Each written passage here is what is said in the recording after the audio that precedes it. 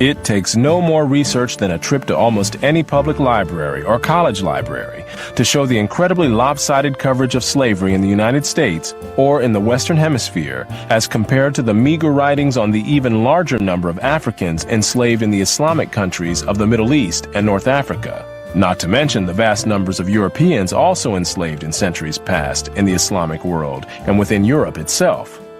At least 1 million Europeans were enslaved by North African pirates alone from 1500 to 1800. And some European slaves were still being sold on the auction block in Egypt, years after the Emancipation Proclamation freed blacks in the United States. Indeed, an Anglo-Egyptian treaty of August 4, 1877, prohibited the continued sale of white slaves after August 3, 1885, as well as prohibiting the import and export of Sudanese and Abyssinian slaves. During the Middle Ages, Slavs were so widely used as slaves in both Europe and the Islamic world that the very word slave derived from the word for Slav, not only in English, but also in other European languages, as well as in Arabic. Nor have Asians or Polynesians been exempt from either being enslaved or enslaving others. China, in centuries past, has been described as one of the largest and most comprehensive markets for the exchange of human beings in the world. Slavery was also common in India, where it has been estimated that there were more slaves than in the entire Western Hemisphere, and where the original thugs kidnapped children for the purpose of enslavement. In some of the cities of Southeast Asia, slaves were a majority of the population. Slavery was also an established institution in the Western Hemisphere before Columbus's ships ever appeared on the horizon. The Ottoman Empire regularly enslaved a percentage of the young boys from the Balkans, converted them to Islam, and assigned them to various duties in the civil or military establishment. David Breon Davis pointed out that Europeans had little contact with the actual process of enslavement, and that, as late as 1721, the Royal African Company asked its agents to investigate the modes of enslavement in the interior. Europeans typically saw only the end results, enslaved people being offered for sale on the coast. It was much the same story in the Ottoman Empire, where those who bought slaves had no idea what these slaves had been through before. The unique position of the Western world in the history, and especially the destruction of slavery, need not imply that there was unanimity within the West on this institution. In addition to whites who defended the enslavement of Africans on racial grounds, or who opposed general emancipation on social grounds, there were many whites, and even blacks, who defended slavery as a matter of self-interest as slave owners. Although most black owners of slaves in the United States were only nominal owners of members of their own families, there were thousands of other blacks in the antebellum South who were commercial slave owners, just like their white counterparts.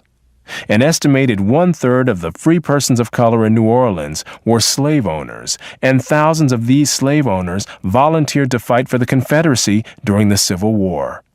Black slave owners were even more common in the Caribbean.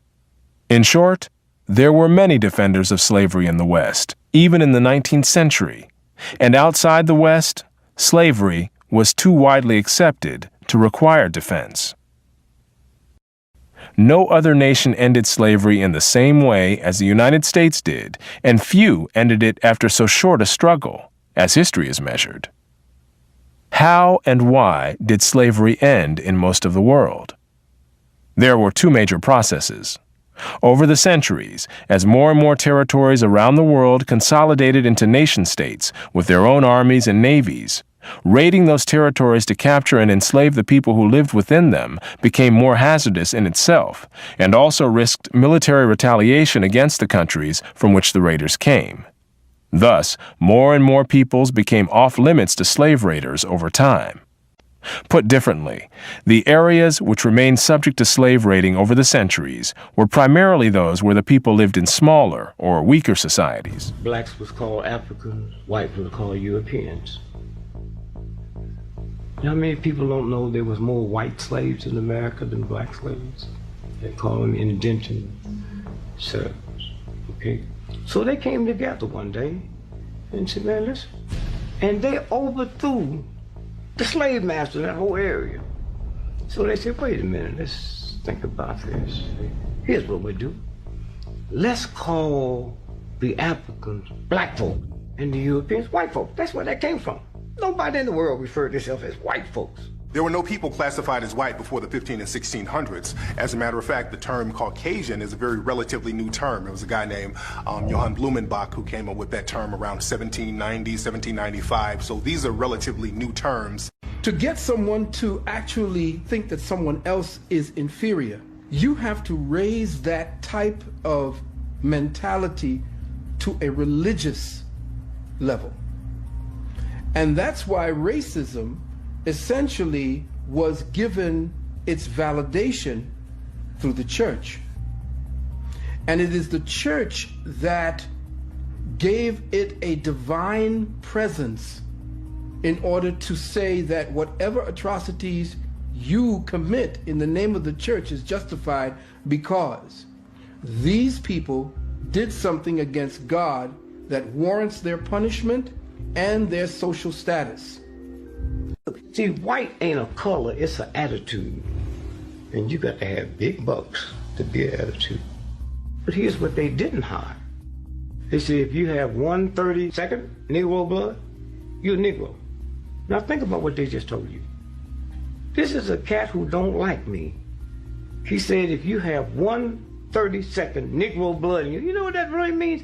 In order to equal one Dick Gregory, you got to put 32 white boys next to me. Are you crazy? When the Moors came into Europe, the first slavery was white slavery, traded in their own people for hundreds of years.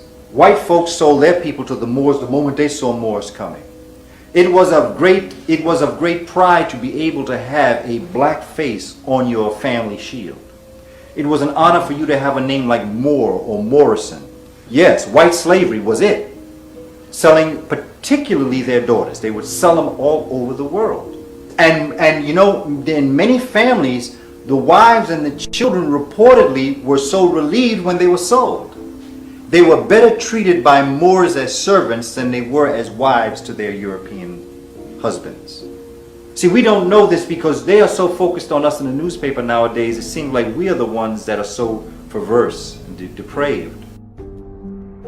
Tonight we have as a guest Michael Hoffman II, an author of 4 books, numerous newsletters. He's also a researcher.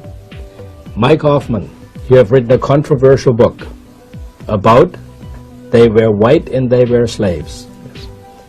How did you come to write this book?